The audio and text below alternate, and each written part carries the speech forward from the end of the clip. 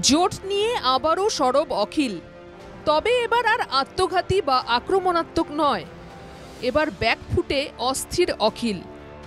বিরোধী জোট নিয়ে কিছুদিন আগে নয়াদিল্লিতে যে মন্তব্য করেছিলেন অখিল, তাতে তীব্র প্রতিক্রিয়া ব্যক্ত করেন প্রদেশ কংগ্রেস সভাপতি গৌরব গগৈ, বিধানসভার বিরোধী দলনেতা দেবব্রত কলিতা, জাতীয় পরিষদ নেতা লুরিনজ্যোতি গগৈ সহ অন্যান্যরা। দিল্লি থেকে ফিরে আসার পর তাই স্বাভাবিকভাবেই অখিলের প্রতিক্রিয়া জানতে চান সাংবাদিকরা। এ যাত্রায় কিন্তু অখিলের গলায় আবার অন্য সুর। প্রদেশ কংগ্রেস সভাপতি বা দেবব্রত শইকীয়া ঠিক কি বলেছিলেন আমি শুনিনি, আর না শুনে মন্তব্য করা ঠিক হবে না বলছেন অখিল। মই নাজানো, একো বস্তু কথাটো মই শুনা নাই, একো মই এই বিষয়ে সঁচাকৈ নাজানো, এনেই কৈ লাভ নাই। যদি কিবা কি কৈছে মই সঁচাকৈ মানে আপোনালোকে বিশ্বাস নকৰিব পাৰে, কিন্তু মই সঁচাকৈ আপোনালোকে যিবিলাক কথা কৈ আছে, কোনে কি কৈছে মই এতিয়ালৈকে শুনাই নাই আৰু সেইটো কাম কৰি আছো। গতিকে মই সঁচাকৈ কৈছোঁ, আপোনালোকে মিছা বুলি ভাবিব পাৰে।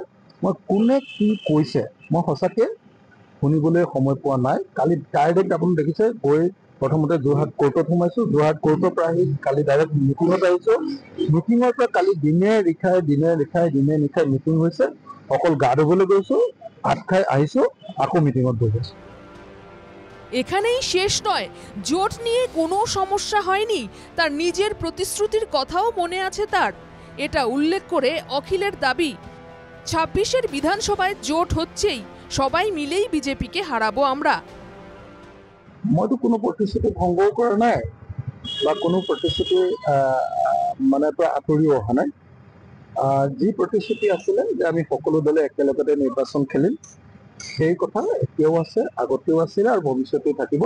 ২০২৬ চন আপোনালোকে যোনেই যি নকওক লাগিলে হিমন্ত বিশ্ব শৰ্মাক আমি শাসনৰ পৰা আঁতৰাব লাগিব। বিজেপি আমাৰ দেশখন সৰ্বনাশ কৰি দিব কৈছে, এই দলটোক আমি শাসনৰ পৰা আঁতৰাব লাগিব আৰু আমি সকলো বিৰোধী দলে ঐক্যবদ্ধ হৈ খেলিমেই।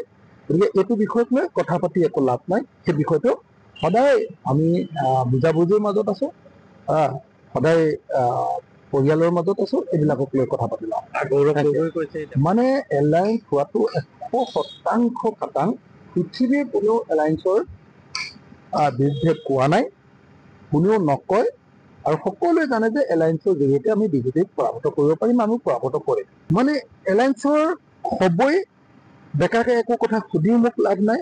এলায়েন্স হ'বই আৰু এলায়েন্সে আমি বিজেপিক পৰাভূত কৰিম।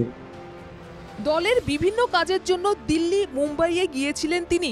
নির্বাচনের জন্য তহবিল সংগ্রহ করা, স্টার প্রচারকদের ব্যবস্থা করা ইত্যাদি কাজে ব্যস্ত ছিলেন তিনি।